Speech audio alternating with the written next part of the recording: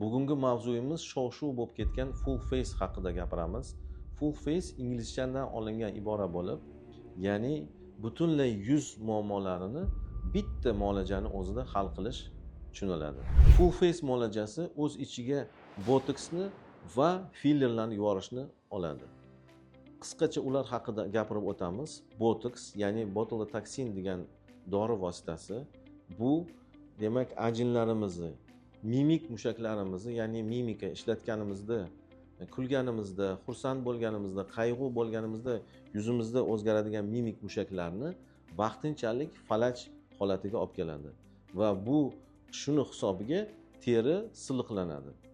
Bu birinchi muolaja. Ikkinchi muolajamiz bu fillerlar, ya'ni yuzdagi bo'lgan kamchiliklarni, masalan, chuqurliklarni to'ldirish, mayda o'rta bo'lgan ajinlarni to'ldirish va yuzga shakl berish kabi muolaja tushuniladi.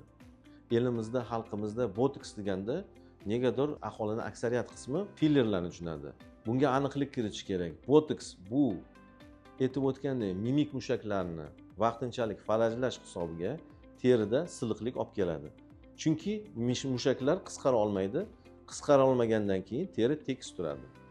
Endi fillerlarga keladigan bo'lsak, ular mayda o'rta ajinlarni to'ldirish va yuzga shakl berish kabi holatlarda ishlatiladi. M-Beauty terapiya klinikasida eng zamonaviy dori vositalaridan foydalangan holda malakali shifokor dermatolog kosmetolog yordamida full face muolajasini olishingiz mumkin. Agarda sizning yuzingizda ajinlar, notekisliklar, nuqsonlar bo'lsa, M-Beauty terapiya klinikasiga murojaat qilishingiz mumkin. Bizning mutaxassislarimiz albatta sizlar bilan bog'lanadi.